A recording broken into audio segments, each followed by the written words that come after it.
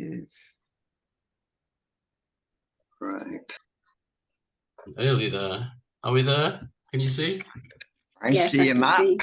I put Austria and Hungary together for various reasons, but there you see they are slap bang in the middle of Europe, next door to each other, linked and unlinked over the years in lots of different ways, but they're both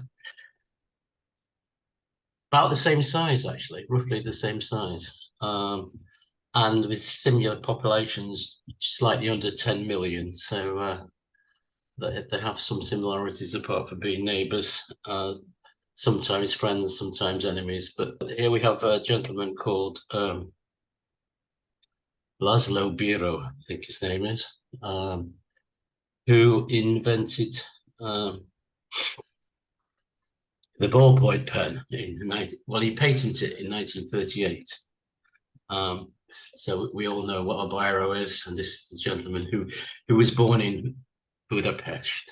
Okay, there we have another picture of the biro, the world's most versatile writing instrument. It says there 34 shillings and 10 pence, which sounds to me A rather. lot then. When was that? Well, What it looks like the 1940s or like maybe the late 30s. That's quite a lot of money, isn't That it? must have been really expensive in those days, but obviously, because you can buy a packet of them for about 50p now, can't you, in the supermarket? But anyway, there you go. That was Laszlo Biro, and here we have the city of Budapest. Oh, beautiful. Is Buda on one side and Pest on the other, where they were combined as one city across the Danube. This is the chain bridge. This side of the city is the historic side, Baroque architecture and all the rest of it. Slightly reminiscent of Prague in its design, and Vienna, I suppose, of course. About a third of the Hungarian population lives in Budapest. And Buda and Pest were joined as one city in 1873. So there you go. If you've ever been, it is a very nice city actually. But there we go. Okay, C. C is for Zsa Zsa, which is a Hungarian folk dance. Originally gypsies in the 18th century. This is painted by Ernest Kirchner in 1920, so it has a sort of interesting style about it. This is perhaps a more traditional view of Zsa Zsa, the kind of, I think this is from a ballet. I think it's from Coppelia, but this is the more traditional Zsa Zsa costume. Czardas. And here is the Blue Danube.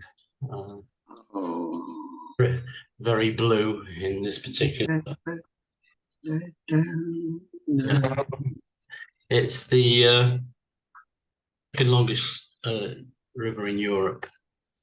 The longest is the Volga. This is 2,850 kilometers, and it rises in Germany and stretches all the way to the Black Sea.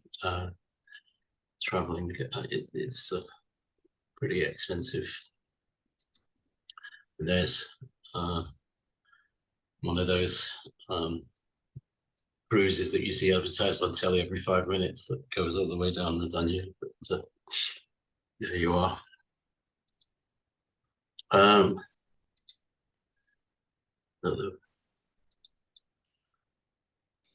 Okay, Austria and Hungary, one time known as the Two Kingdoms, Kaiser und König.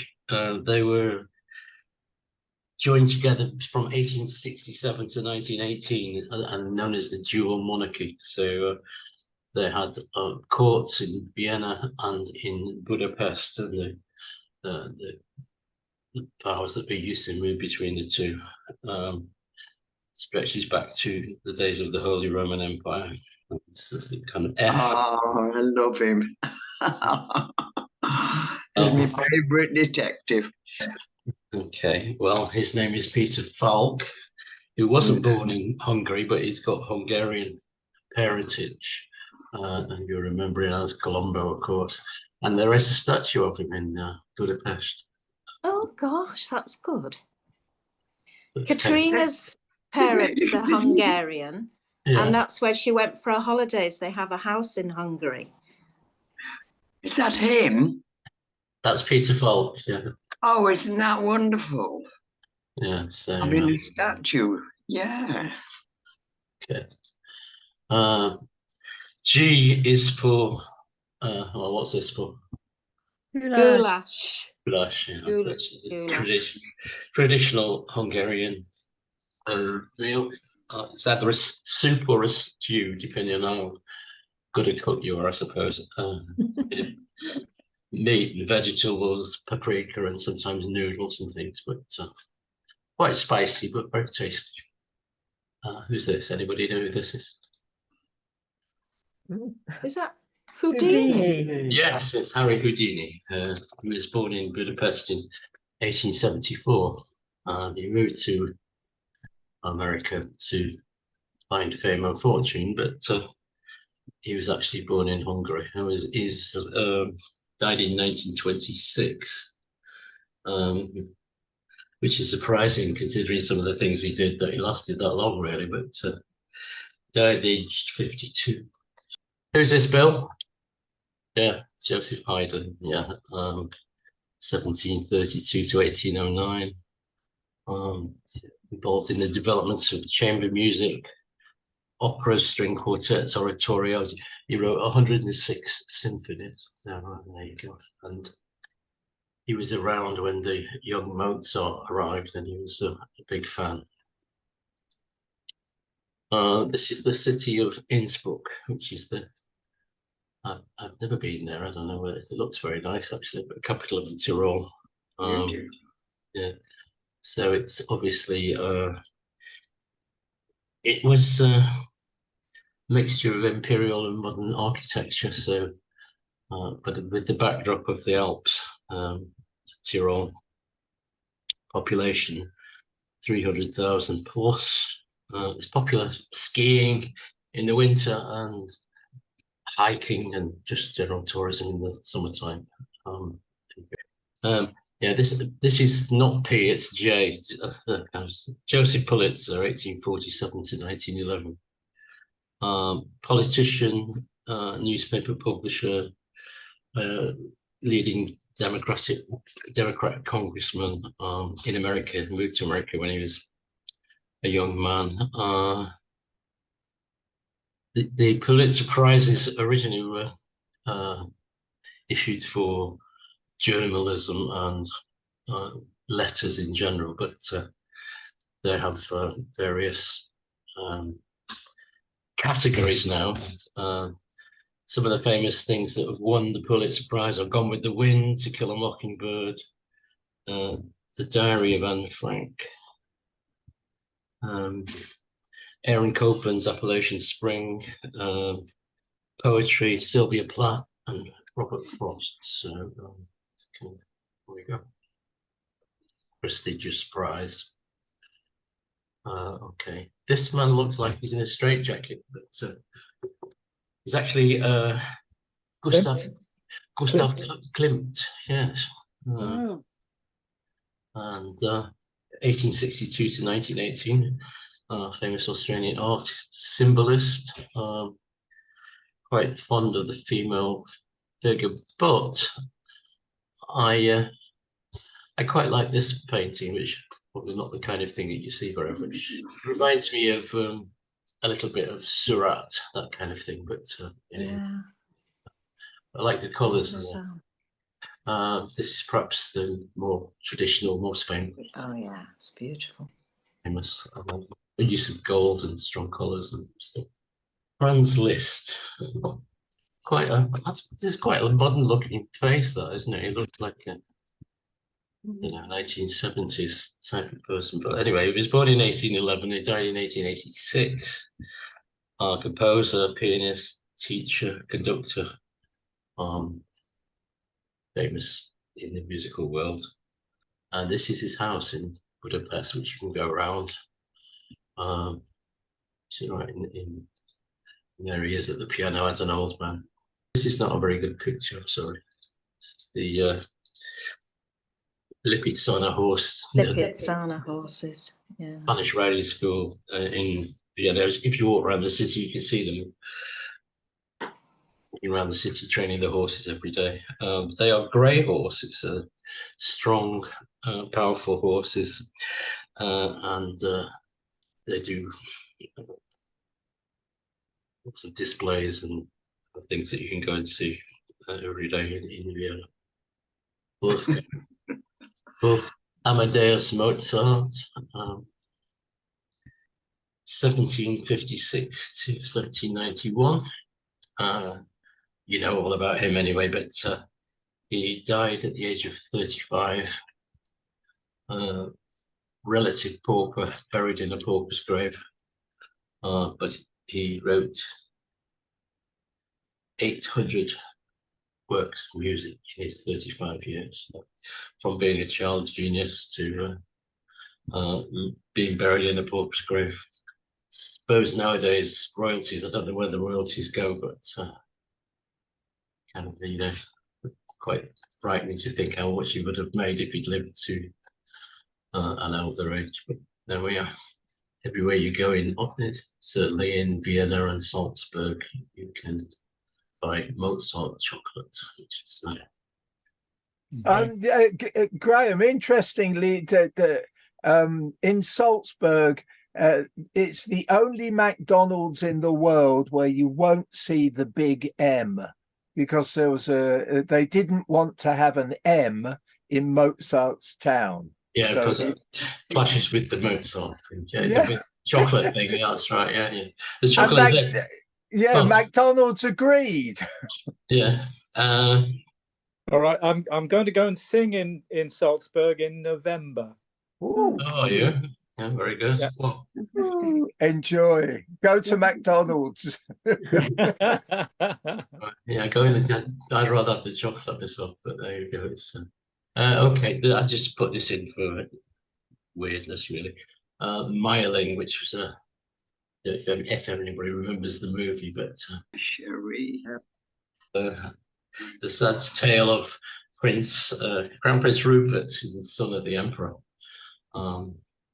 was married but unhappily, and he had a relationship with this lady Mary Vatsera, played here by Catherine Deneuve, looking pretty stunning actually. But Omar Sharif looked a bit buttoned up in that photograph, doesn't he? Really. But, anyway, he defied his parents and went off to live with Mary Vatsera in a hunting lodge at Myling, and eventually they committed suicide. There was a joint suicide because they couldn't live without each other. There you go. This was intrigued me. The Austrian Navy. Austria is completely landlocked, but it had one of the largest navies in Europe in the 19th century. Presumably the ships were docked elsewhere, but mostly around the Mediterranean and the Adriatic of the Mediterranean. But they had a very large right up until the Second World War, actually, strangely. Talking of which, this gentleman was a commander in the Austrian Navy, and his name is von Trapp, which may ring some bells with you. Sound of music. Captain von Trapp. That's the real one. Okay. Okay. Opera, big deal in Vienna. This is the interior of the opera house, which looks massive, but in fact only seats, I don't know, about 1,800, I think. It's, say, smaller than Covent Garden, smaller than the Palace in Manchester, actually. It's a beautiful building, actually, but anyway, there you go. And this is equivalent in Budapest, which has remained more as it was built in the middle of the 19th century, which is depending on whether you like that kind of architecture. But the ceiling's pretty amazing, actually. And anyway, there you go. Back in Vienna, the Prater. Remember the Prater? Oh, Prater Park, and this is the kind of the amusement fairground part of it. The famous Ferris wheel, which you remember the film The Third Man, and that's in the music. Joseph Cotton, yeah, and Orson Welles, of course, was the baddie in it, wasn't he? But this is the old, which is still the old wheel is still there. Okay, and here we have paprika or paprika, whichever way you want to say it. It's the staple of Hungarian cuisine. Actually, they use it a lot in Hungarian cooking. It's basically the ground red peppers, but has various levels of heat. So depending on how hot you want it to be, you can buy different types of paprika or paprika. Q I struggled with, so I settled for a queen. Strictly speaking, she was an empress, but Hungary, she was technically the queen of Hungary. So this is Queen Elizabeth, whose nickname was Sissy, like my grandma, spelled differently. She was born in 1837. She was a great beauty and fashion icon. She was a little Princess Diana of her day. Unhappily married to the emperor, and was occasionally given to having the odd dalliance. And while she was having one somewhere in, I think it was in Innsbruck, somebody shot her dead when she was 60, I think. So there we go, she was assassinated, if that's right. This is Erno Rubik, Rubik Tube. inventor and professor of architecture, actually, at Budapest University. He was born in 1944, so he's still with us. And so far, 350 million Rubik cubes have been sold in the world. Gosh. And his net worth is now $100 million. So he's done okay out of that little bit of plastic there. Rainbows and Schnitzel. what's it? Rainbows and roses and schnitzels. Schnitzels, they're very popular in Austria. Schnitzel with veal or pork, escalope. Schnitzel with noodles, I think, Yes. in the song. And of course, strudels. Schnitzels and strudels, I don't know. Anyway, whatever it is, there you have schnitzels and you have strudels, which are all those. Strudel, yum. You go in. Okay. And what else? We seem to be stuck with the music type things, but that's a very big deal in Austria. This is the Tyrol, which is looks amazing, doesn't it, in this photograph. It's in Western Austria on the Italian border, and it's where we get lots of folk traditions from Austria. Okay, this is the University of Vienna, which was founded in 1365, and it's one of the largest universities in Europe. Lots and lots of alumni, but particular ones, Sigmund Freud and Gustav Mahler both attended there. And here we have the real von Trapp family. Yes, so it's kind of, but at this time we're singing in America because they escaped from Austria in 1940. There was only one boy in the whole family. I think there were two actually, but it's not in this picture. But most of these 1, 2, 3, 4, 5, 6 of the daughters were from his first wife, and he had 2 boys and a girl from Maria or whatever. But I don't think the little one's in it, but there we are. And this is the more familiar version of. They did say The Sound of Music was based on the story rather than an exact reminder of it. So there you go. We have the family von Trapp with Christopher Plummer. He died quite recently, didn't he? There we go. Okay, we have the Viennese waltz or waltz. Waltz means closed hold, so that you actually, it was the first dance where you actually danced holding on to each other rather than at a distance. So, it was, And also dancing hip to hip. If you do it properly, okay. You're meant to be hip to hip with your partner. Okay. And caused quite a scandal in its day because it was thought of as quite racy, but there you go. I don't think You had to have permission to dance it. You know, when people went to Almack's and to meet other people, and you had to have permission from the ladies who were in charge before you were allowed to waltz. Yeah, of course, it's what did they call them? The ladies who went with them. I can't get the word. Chaperones. Chaperones, that's the word I'm looking for.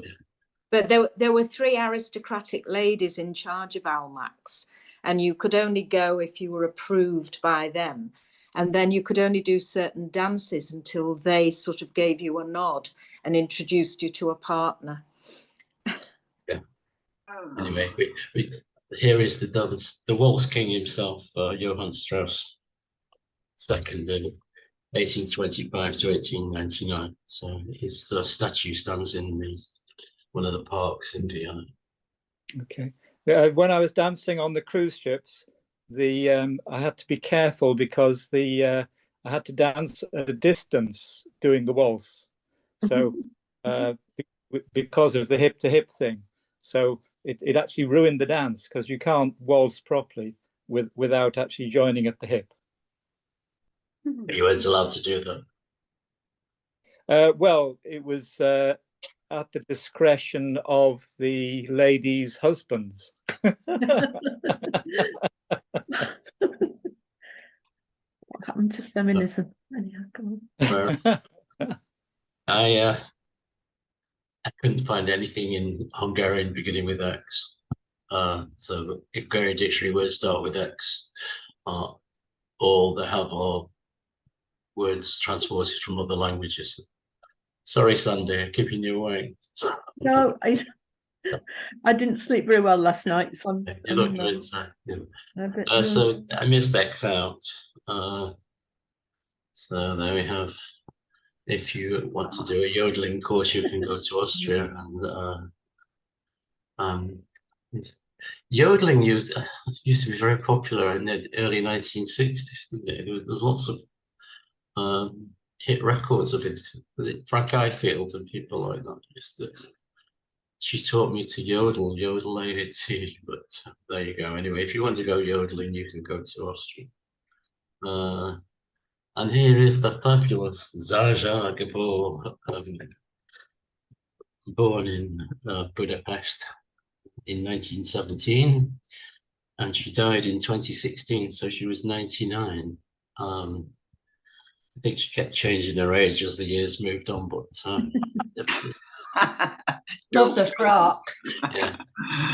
Great So, frock. she was married 9 times, and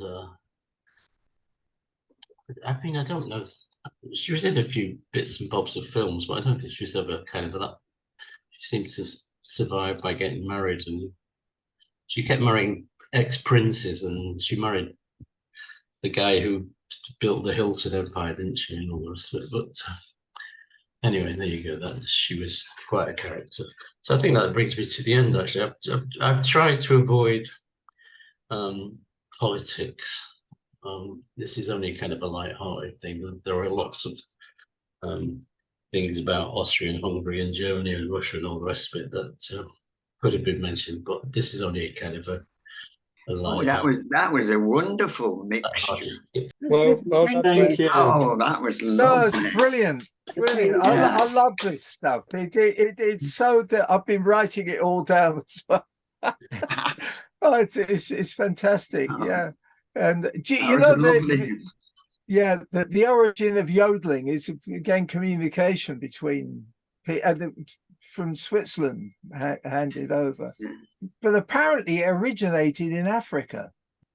Oh, really? Well, yeah, well, you can Yeah. see that, yeah, because they still use it, don't they? But you can imagine people yodeling to each other from one mountain peak to another. Yeah. A good day, everyone. So, anyway, I'm so Thank glad you you. were able to get back in, Doreen. Yeah, it's Oh, great yeah. to see you, Well, Doreen. yeah, It's welcome, lovely, Doreen. Doreen. Yeah. It's lovely to be here. Yeah. Oh, Well it's done. fantastic to see you. Okay.